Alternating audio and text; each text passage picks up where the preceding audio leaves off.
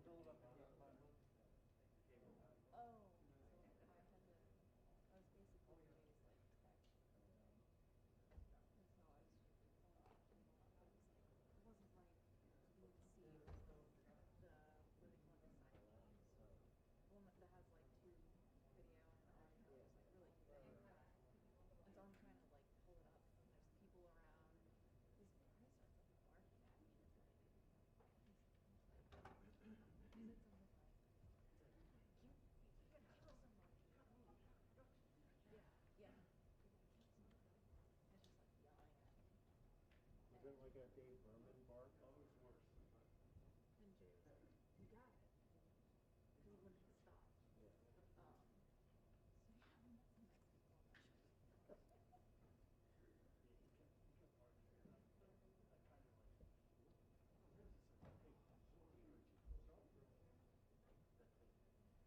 I didn't like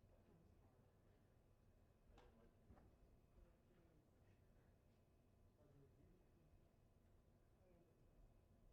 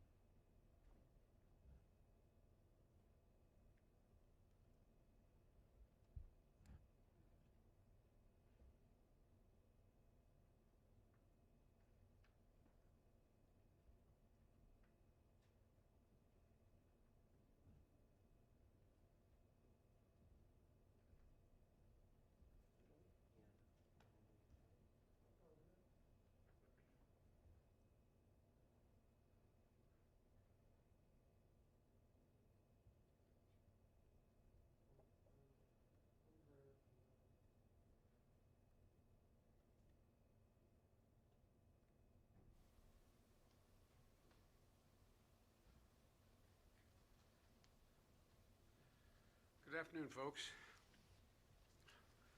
I'm going to make some brief remarks, sign an executive order, and then take your questions, if that's okay with you all. Last week, we immediately got to work to contain the pandemic and deliver economic relief to millions of Americans who need it the most. And today, we're getting to work to rebuild the backbone of America, manufacturing, unions, the middle class. It's based on a simple premise that will reward work, not wealth in this country. And the key plank of ensuring the future will be made in America. I've long said that I don't accept the defeatist view that the forces of automation and globalization can keep union jobs from growing here in America. We can create more of them, not fewer of them. I don't buy for 1 second that the vitality of American manufacturing is a thing of the past. American manufacturing was the arsenal of democracy in World War II, and it must be part of the engine of American prosperity now. That means we're going to use taxpayers' money to rebuild America. We'll buy American products and support American jobs, union jobs. For example, the federal government every year spends approximately $600 billion in government procurement to keep the country going, safe and secure. And there's a law that's been in the books for almost a century now to make sure that that money, when spent, taxpayers' dollars for procurement, is spent to support American jobs and American businesses. But the previous administration didn't take it seriously enough. Federal agencies waived the Buy American requirement without much pushback at all. Big corporations and special interests have long fought for loopholes to redirect American taxpayers' dollars to foreign companies for the products that are being made. The result, tens of billions of American taxpayers' dollars supporting foreign jobs and foreign industries. In 2018 alone, the department spent $3 billion, the Defense Department, on foreign construction contracts, leaving American steel and iron out in the cold.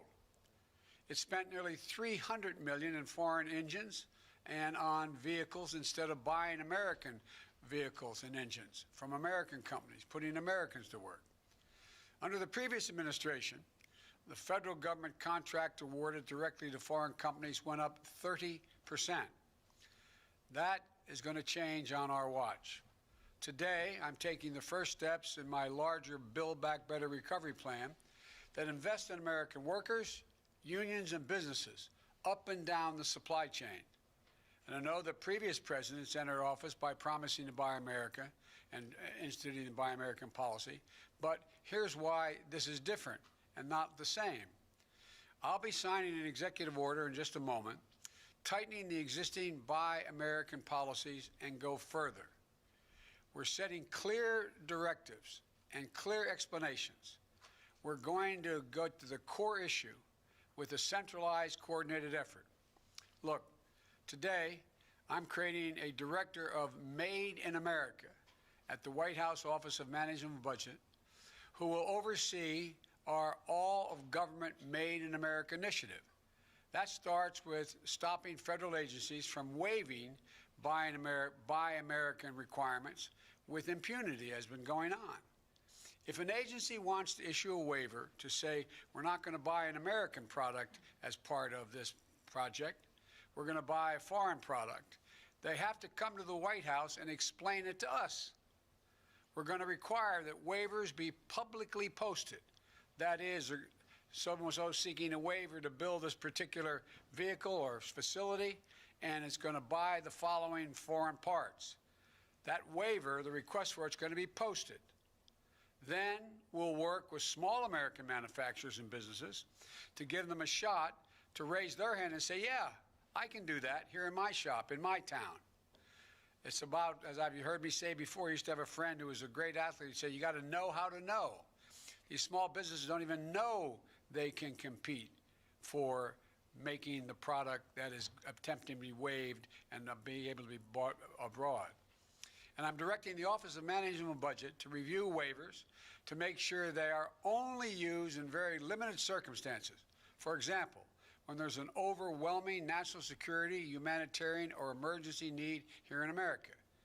This hasn't happened before. It will happen now. Here's what else we're going to be doing. Under the Build Back Better recovery plan, we'll invest hundreds of billions of dollars in buying American products and materials to modernize our infrastructure, and our competitive strength will increase in a competitive world.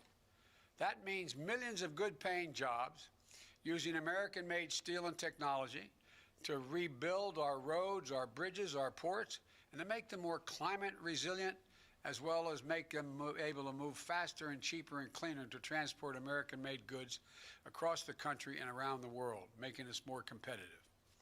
It also means replenishing our stockpiles to enhance our national security.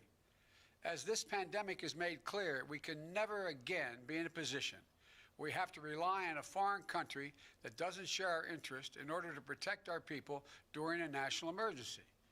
We need to make our own protective equipment, essential products and supplies. And we'll work with our allies to make sure they have resilient supply chains as well. We'll also make historic investments in research and development, hundreds of billions of dollars, to sharpen America's innovative edge in markets where global leadership is up for grabs. Markets like battery technology, artificial intelligence, biotechnology, clean energy. The federal government also owns an enormous fleet of vehicles, which we're going to replace with clean electric vehicles made right here in America by American workers, creating millions of jobs, 1 million auto worker jobs in clean energy and vehicles that are net zero emissions. And together, this will be the largest mobilization of public investment in procurement, infrastructure, and R&D since World War II. And with the executive order I'll be signing today, we'll increase Buy American requirements for these kinds of projects and improve the way we measure domestic content requirements. For example, right now, if you manufacture a vehicle for the federal government, you need to show that at least 50% of the components of that vehicle were made in America. But because of loopholes that have been expanded over time, you can count the least valuable possible parts as part of that 50% to say made in America, while the most valuable parts, the engines, the steel, the glass, are manufactured abroad. So basically, we're batting 0 for 2. The content threshold of 50% aren't high enough. And the way we measure the content doesn't account for U.S. jobs and economic activity. We're going to change that as well. The executive action I'm signing today will not only require that companies make more of their components in America, but that the value of those components is contributing to our economy, measured by things like a number of American jobs created and or supported. At the same time, we'll be committed to working with our trading partners to modernize international trade rules, including those relating to government procurement, to make sure we can all use our taxpayer dollars to spur investment that promotes growth and resilient supply chains. And here's what else the action does.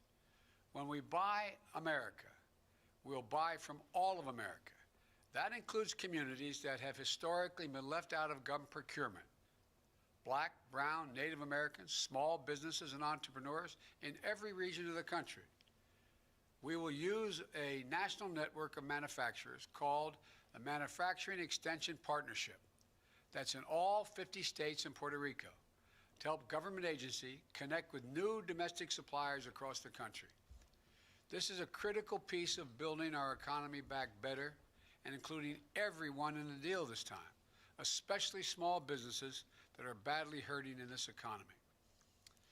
The executive action I'm taking also reiterates my strong support for the Jones Act and American vessels, and our ports, especially those important for America's clean energy future and the development of offshore renewable energy. I'll close with this. The reason we need to do this is America can't sit on the sidelines in the race for the future. Our competitors aren't waiting.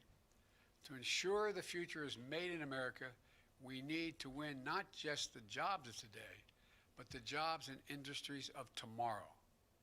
And we know that the middle class built this country, and we also know unions built the middle class. So let's invest in them once again. I know we're ready, despite all we're facing. I've never been more optimistic about the future of America than I am today. Given even just half a chance, the American people, the American workers, has never, ever let the country down. Imagine if we give them a full chance. That's what we're going to do. I'll stop here and sign the executive order, then come back and take some of your questions.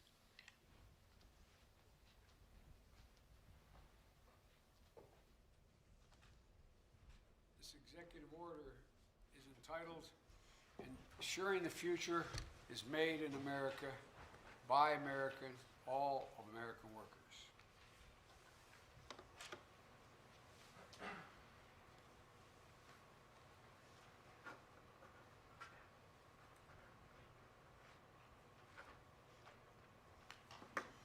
There you go. Now I'll be happy to take your questions. Great. From the AP.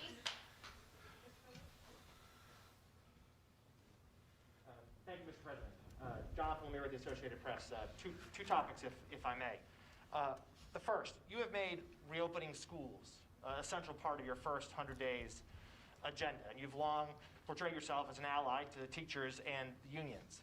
Right now, the Chicago Teachers Union has refused. They've defied an order to return to in-person classrooms because of a lack of vaccinations. Do you believe, sir, that teachers should return to schools now? I believe we should make school classrooms safe and secure for the students, for the teachers, and for the help that's in those schools maintaining the facilities. We need new ventilation systems in those schools. We need testing for people coming in and out of the classes. We need testing for teachers as well as students. And we need the capacity to know that, in fact, the circumstance in the school is safe and secure for everyone. For example, there's no reason why the clear guidance will be that every school should be thoroughly sanitized from the lavatories to the hallways. And so this is about making, and none of the school districts that I'm aware of, there may be some, public school districts, have insisted that all those pieces be in place. And I might add, it's the same kind of thing I hope we can do with small businesses and businesses, making sure they have the capacity to test their workers when they come in, to make sure they have plastic dividers between their booths and in their restaurants, et cetera, to make sure they can sanitize. So it's not so much about the idea teachers aren't going to work. The teachers I know, they want to work. They just want to work in a safe environment, and as safe as we can rationally make it, and we can do that, and we should be able to open up every school, kindergarten through 8th grade, if in fact we administer these tests. And it'll have the added advantage, I might add, of putting millions of people back to work. All those mothers and fathers that are home taking care of their children rather than go to work even when they can work. They're not able to do it unless they have the luxury of working distance-wise like many of us do. They're not able to do it. And so this is about generating economic growth overall as well. Great. Alex from Reuters.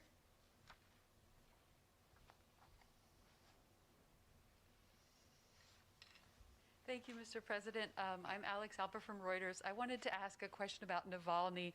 If you are considering imposing sanctions on any of the individuals involved in his attempted poisoning and or his arrest when he returned from Germany, and if not, is that related to your concerns about it potentially derailing a New START extension? Thank you. I find that we can both operate in the mutual self-interest of our countries as a New START agreement and make it clear to Russia that we are very concerned about their behavior, whether it's Navalny, whether it's the solar winds, or whether it's reports of bounties on the heads of Americans in Afghanistan.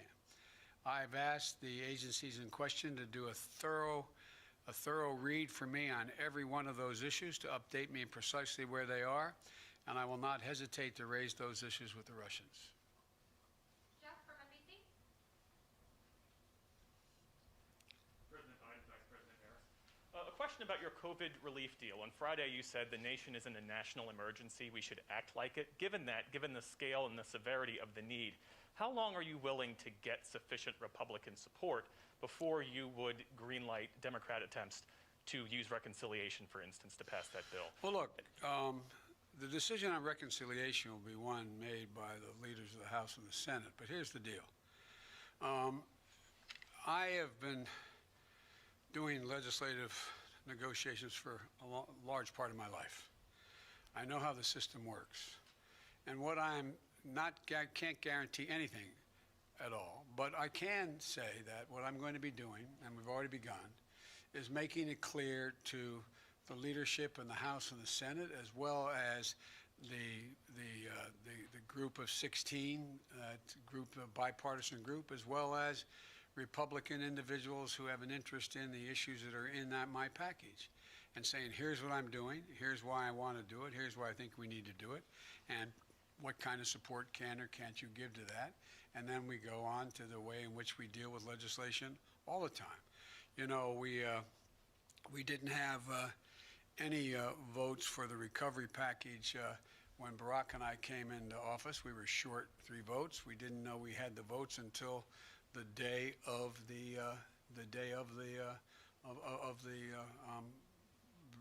bringing it up.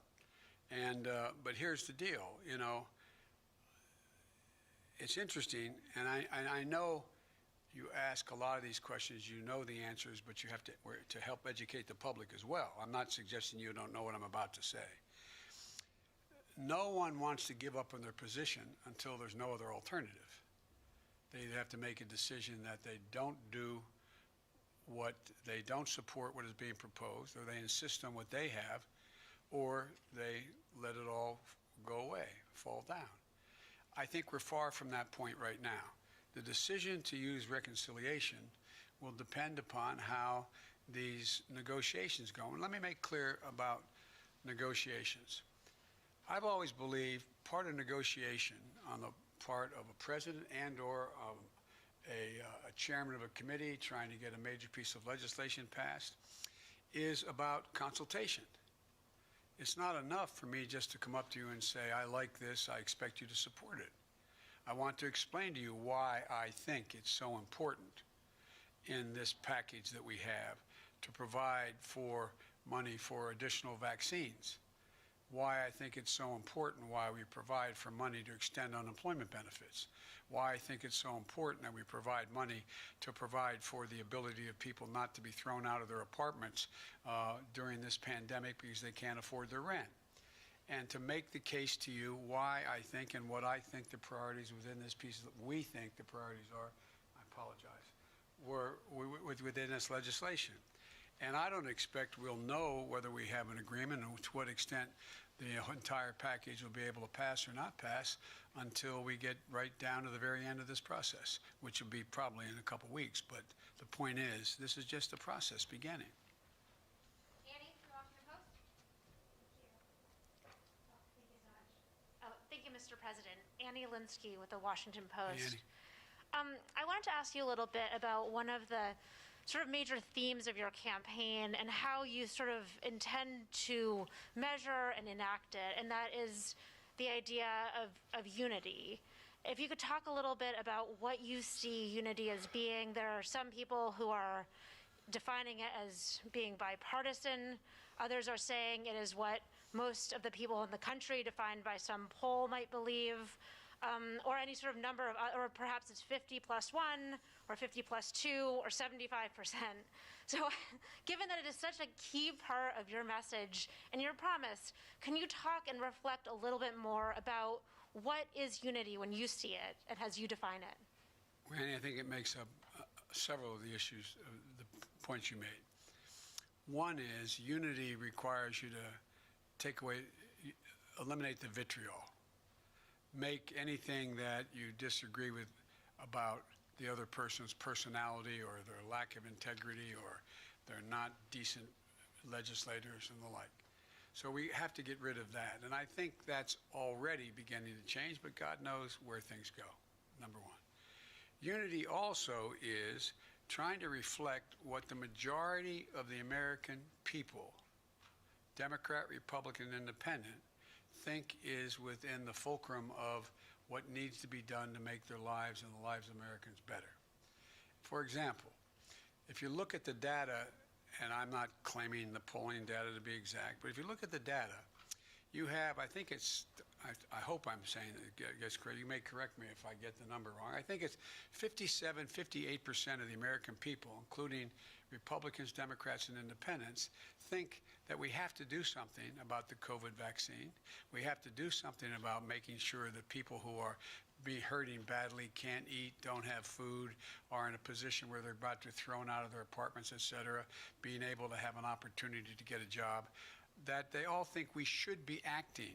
We should be doing more. Unity also is trying to get, at a minimum, if you pass a piece of legislation that breaks down on party lines, but it gets passed, it doesn't mean there wasn't unity. It just means it wasn't bipartisan. I prefer these things to be bipartisan because I'm trying to generate some consensus and take sort of the, how can I say it, the vitriol out of all of this. Because I'm confident from my discussions.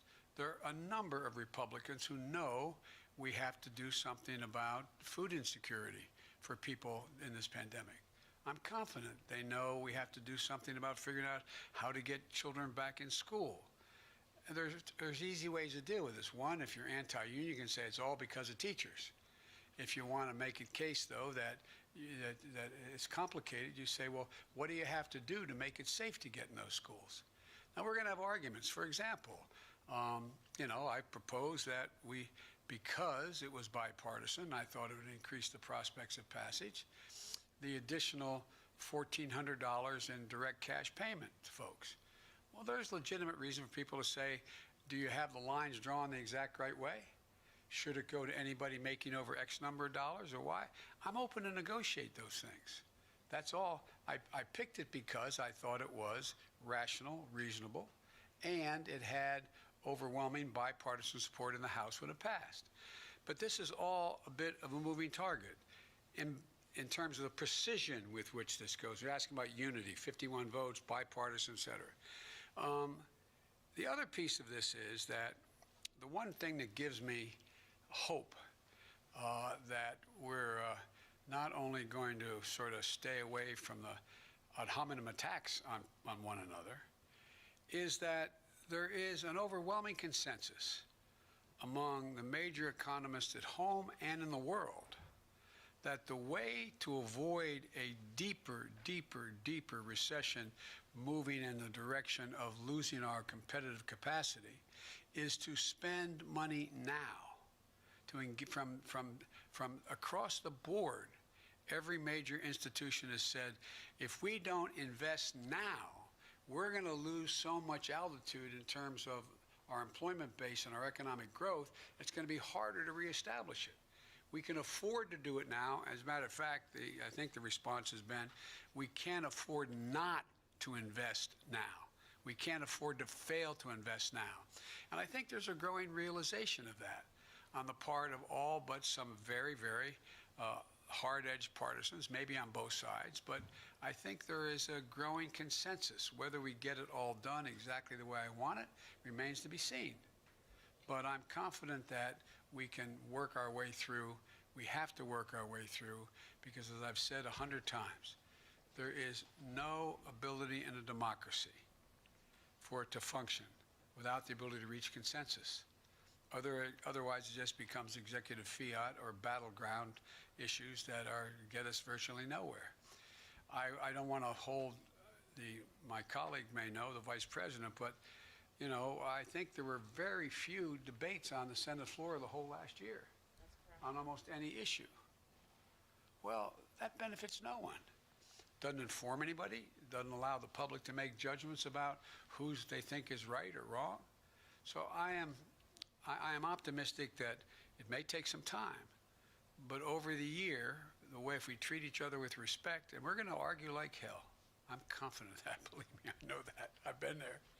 But I think we can do it in a way that we can get things done for the American people. Great. Last question, Josh from Bloomberg.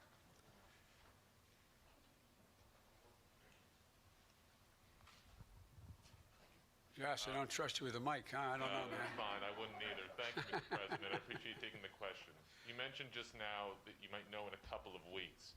Can I ask whether it's more important for you to get something passed in a short time frame like that, or would you be willing to wait longer to get more bipartisan support? And might I also ask that one of the pillars is the vaccine funding. When do you think any American who wants to get the shot will be able to get the shot? Well, I'll try to answer the three parts of your question as I heard them. One, time is of the essence. Time is of the essence. And I must tell you, I'm reluctant to cherry pick and take out one or two items here and then have to go through it again, because these all are kind of, they go sort of hand in glove, each of these issues, number one. Number two, we are optimistic that we will have enough vaccine, and in very short order. As you know, we came in office without knowledge of how much vaccine was being held in abeyance or available. Now that we're here, we've been around a week or so, we now have that.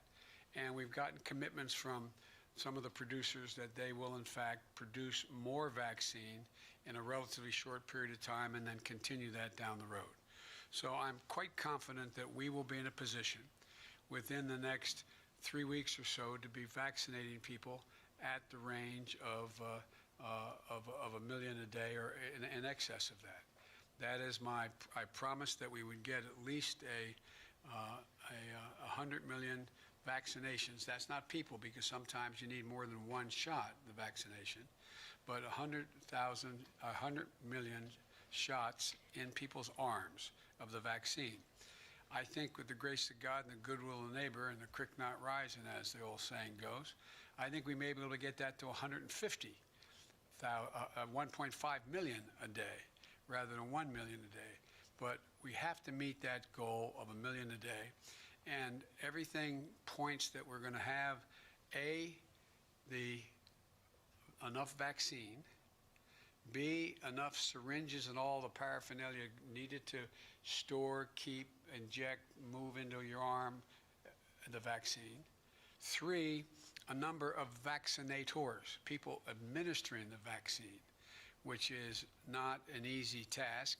Of those who have those facilities, like the nursing homes and hospitals, they have the people to do it, but they don't have the capacity to do everyone.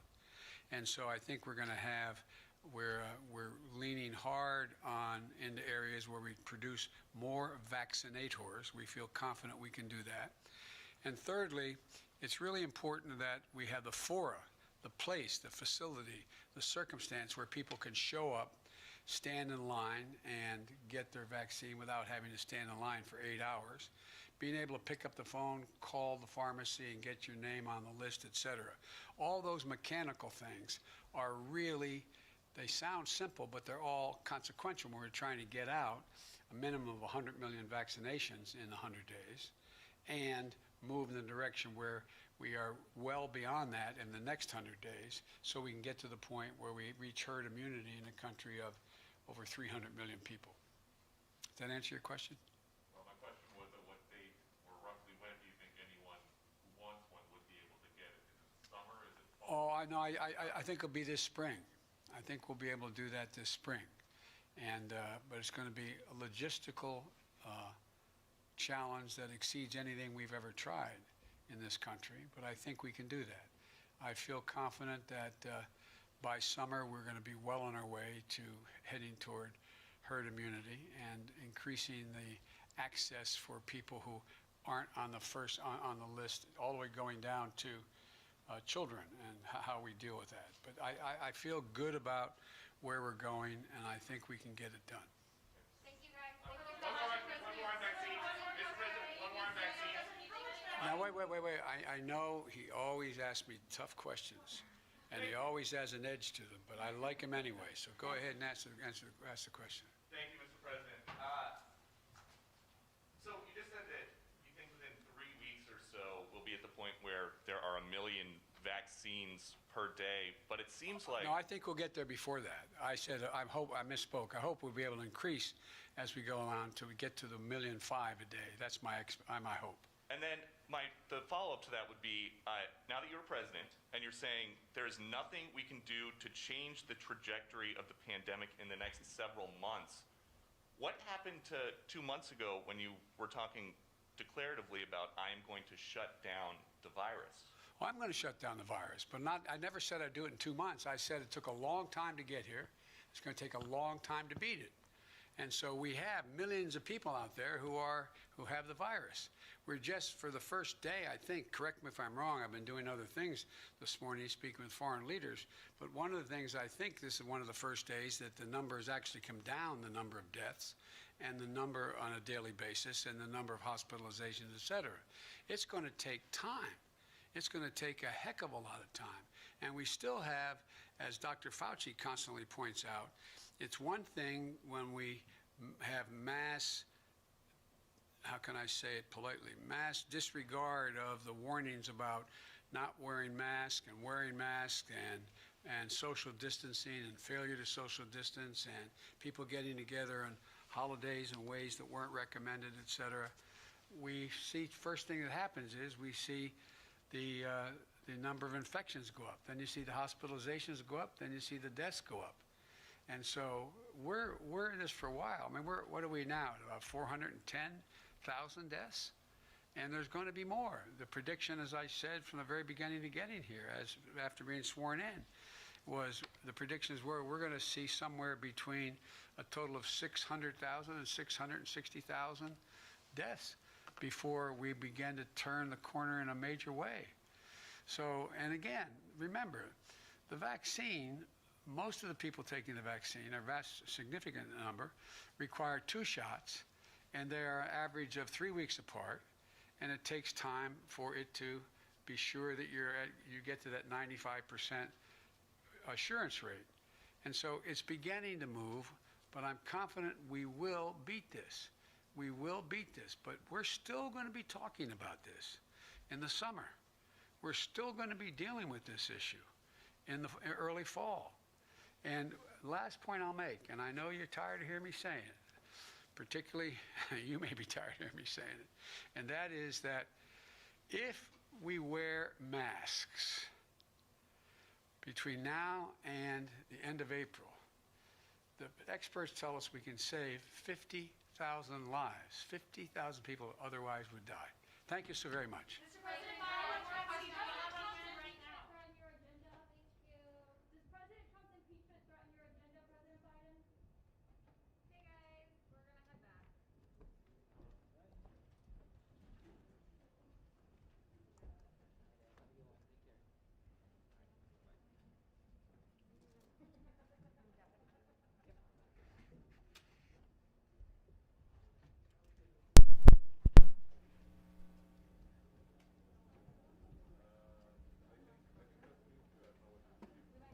Okay,